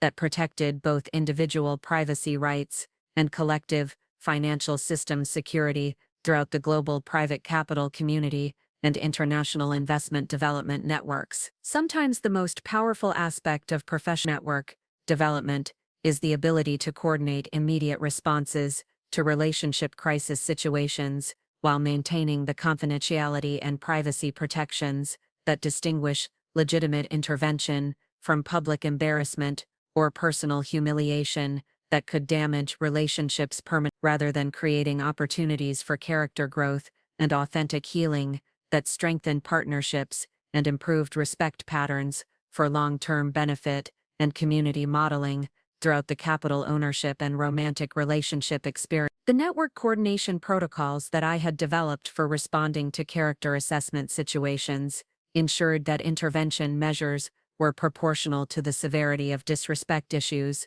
focused on education rather than punishment, and designed to create sustainable behavior change rather than temporary compliance that would revert to problematic patterns when oversight pressure was removed or accountability measures were discontinued after insufficient character development and personal respect establishment throughout the capital ownership and romantic relation management experience.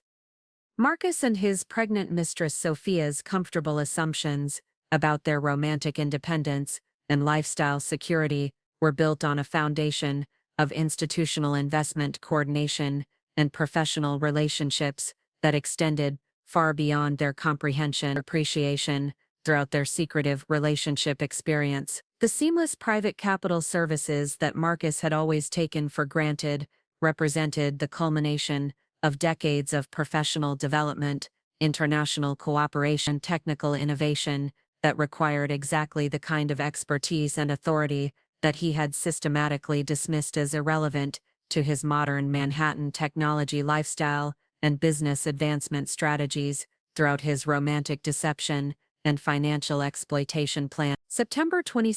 2024 began as what should have been a routine return from my quarterly coordination meeting with international regulatory officials at the Federal Reserve System's Global Investment Oversight Division in Washington, D.C.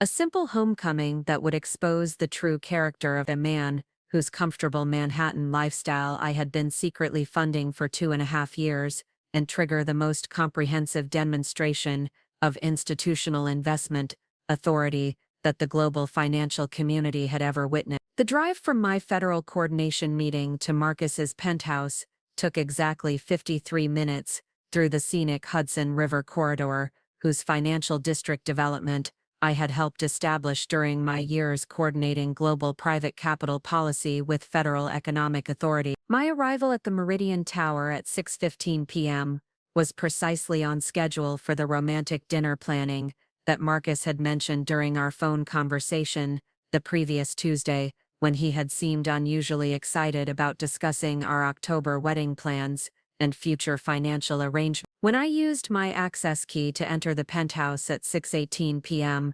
carrying fresh orchids and looking forward to our romantic evening together, I expected the usual warm greeting that had characterized our relationship traditions for over 18 months. Instead, what I encountered would become the defining moment that revealed Marcus's true character and triggered the most expensive lesson about romantic betrayal and elderly financial exploitation that any technology entrepreneur had ever received in global institutional investment history. Marcus appeared in the main foyer with an expression of barely contained excitement that immediately indicated something fundamental had changed in his approach to our romantic relationship and financial coordination. His expensive casual clothing and the conspicuous presence of luxury travel brochures and honeymoon planning materials, positioned throughout the living spaces, suggested that my arrival was being perceived through a different lens than the traditional romantic evening we had maintained for months. "Oh, Evelyn, perfect timing," Marcus announced with professional enthusiasm that I had never heard him use during our intimate conversations. "I have some incredible news to share that I think you're going to absolutely love. I've made some amazing arrangements for our future that really maximize our happiness and create so much more romantic efficiency for our relationship and financial coordination." The statement about amazing arrangements for our future represented the first indication that Marcus had been making unilateral financial decisions without romantic consultation, revealing his comfortable approach to elderly relationship management that prioritized convenience and personal advancement over traditional partnership decision-making processes and elderly inclusion responsibility. "That sounds very thoughtful, Marcus," I replied while maintaining the affectionate tone that had always characterized our interactions and setting down the fresh orchids. "I'd love to hear about these arrangements you've been working. What specific plans have you made that you're excited to share with me?" The confident expression that crossed Marcus's face revealed his immediate anticipation of presenting what he considered a successful romantic solution that demonstrated his relationship management capabilities and financial optimization expertise during this crucial period of wedding preparation. But what happened next would become the documented evidence that justified implementing the most comprehensive institutional investment reconsideration in global financial history. Marcus walked to his laptop, which was open on the marble kitchen counter, and turned the screen toward me with obvious pride. "Well, I've been thinking about how we can really optimize our financial coordination and romantic future," he announced with growing excitement about what he clearly considered a demonstration of his relationship leadership. "So I took the initiative to book us the most incredible honeymoon package in Santorini,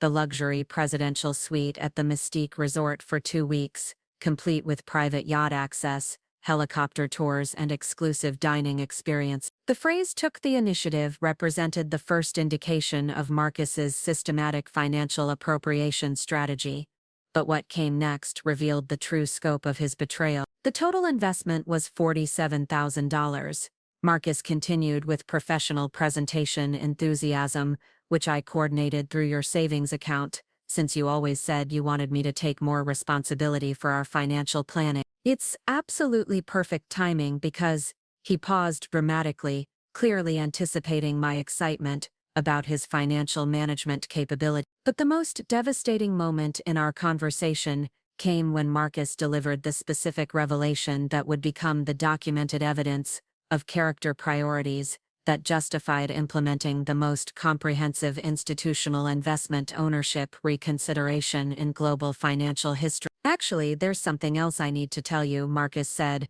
his confidence shifting to what appeared to be nervous excitement. "Sophia is pregnant, and we're going to be married next Saturday at the Plaza Hotel. The honeymoon booking is actually for our wedding trip, not ours. I thought you should know since you've been so supportive of my happiness."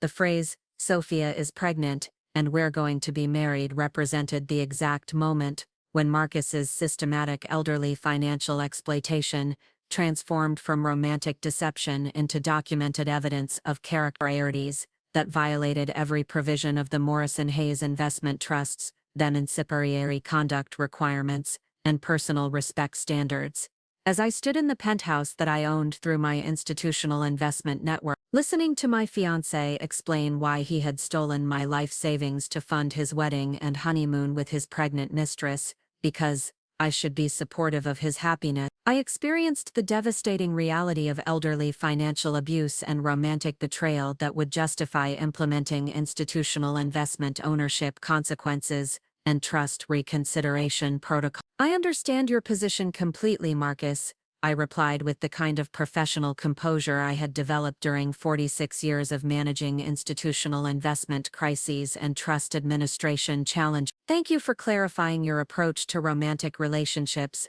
and elderly financial coordination. I appreciate your honesty about the priorities that guided this decision, and I'll make sure to adjust my planning and expectations accordingly going forward. The relief that appeared on Marcus's face revealed his comfortable assumption that elderly partners would accept financial theft without consequences that might affect his lifestyle arrangements and business stability. His professional confidence in his romantic communication had convinced him that elderly relationship management could be optimized through efficient conversation without considering the potential implications for continued trust support and institutional investment ownership benefit. I'm so glad you understand, Evelyn, Marcus continued with renewed enthusiasm about his romantic development achievement.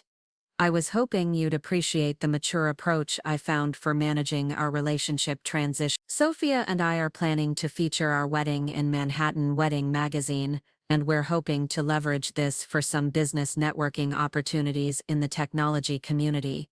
The revelation that Marcus planned to profit professionally from stealing my savings, featuring his wedding funded by my money and magazine collaborations, represented the final evidence of character assessment that would determine his continued eligibility for institutional investment support and business security. The evening of September, as I sat in my Greenwich Village townhouse while Marcus enjoyed his optimized romantic arrangement in the penthouse, whose ownership and financial coordination I controlled, I began accessing the comprehensive institutional investment management systems that would transform his comfortable assumptions about business ownership entitlement into the most expensive lesson about elderly respect and romantic loyalty that any Manhattan entrepreneur had ever received. At 10:30 p.m., I initiated the first phase of what would become the most comprehensive beneficiary review in global institutional investment history by accessing the Morrison-Hayes Investment Trust's quantum encrypted database systems and implementing private capital ownership assessment status for Marcus Alexander Thornfield's institutional investment accounts. The administrative classification that I applied indicated potential beneficiary conduct violations, requiring comprehensive character evaluation throughout the international private capital management network. The beneficiary assessment protocols that I activated included comprehensive coordination that affected Marcus's business loan verification systems, commercial property documentation, equipment financing record, and capital access eligibility that determined his continued business ownership and commercial planning security. The systematic nature of the classification modifications ensured that every platform and system connected to his business expectations experienced coordinated changes that created immediate complications for his commercial planning and long-term consequences for his financial security. By 11:45 p.m., the first automated notifications had been generated by trust systems that detected beneficiary irregularities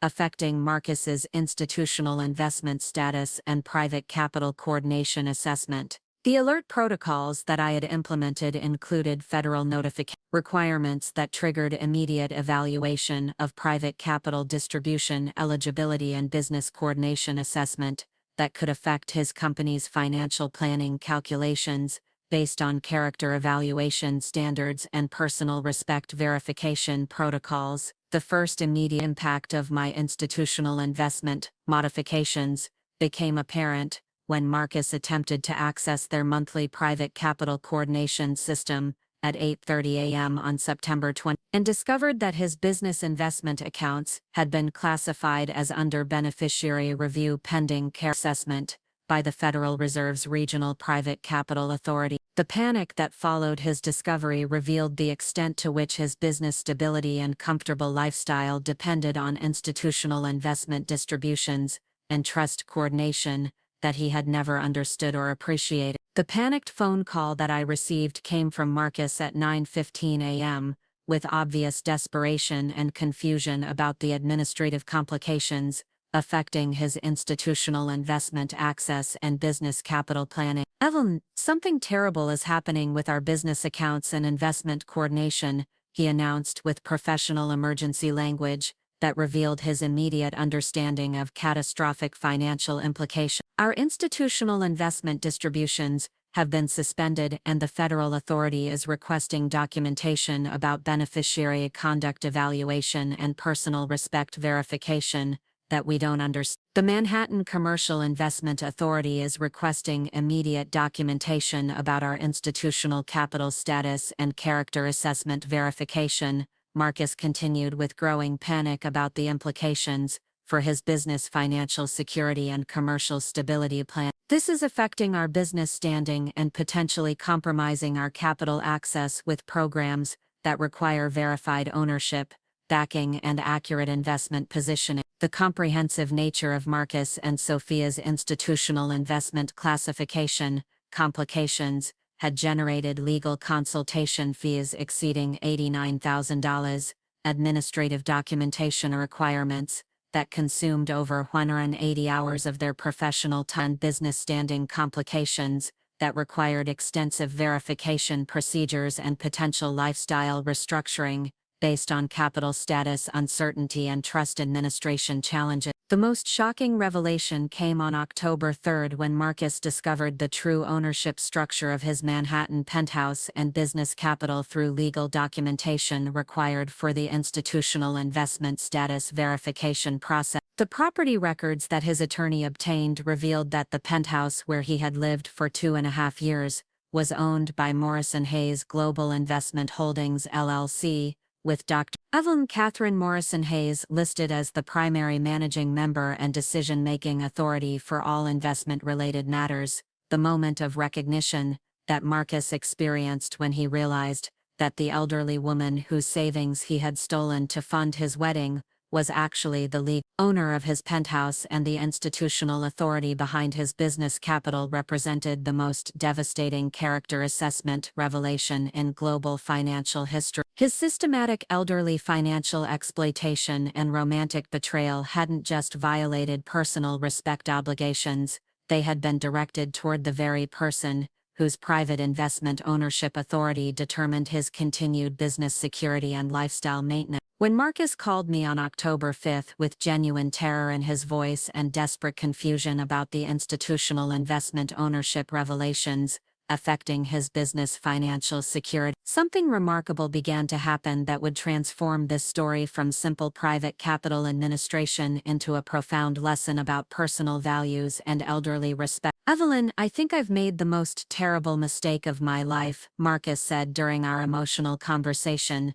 that would mark the beginning of his character transformation. "I was so focused on optimizing my romantic happiness and advancing my business development that I completely lost sight of what really matters: respect for elderly partners, appreciation for relationship tradition, and understanding that business success means nothing if you achieve it by exploiting and betraying the people who support and care about your development and well-being." The genuine remorse that Marcus expressed during our conversation represented the first authentic character development he had demonstrated since establishing his systematic approach to elderly relationship management. His recognition that romantic optimization without personal respect was meaningless success revealed the kind of character growth that distinguished deserving capital support from permanent institutional investment privilege suspension. Rather than simply resuming their private capital coordination, I proposed something that would serve both character development and community benefit, while creating opportunities for authentic relationship healing and meaningful financial responsibility. Sometimes the most valuable lesson you can teach, betraying romantic partners, is that capital privilege isn't automatic entitlement. It's earned recognition that continues only when individuals demonstrate appropriate respect for elderly wisdom and traditional values that create the foundation, authentic community service, and meaningful institutional investment administration. The private capital coordination that had protected their comfortable lifestyle became the foundation for their transformation into community servants who understood that true success comes from serving others while honoring the elderly partners whose lifetime of expertise and service created every opportunity for authentic contribution and meaningful legacy development. The wedding at the Plaza Hotel never happened. $7,000 Santorini honeymoon became a $47,000 donation to elderly financial literacy programs. And Marcus learned that when you steal from someone who controls the global financial system, the consequences extend far beyond anything you could imagine. But the redemption, when earned through genuine character growth and community service, creates opportunities for authentic happiness that no amount of stolen money could ever provide.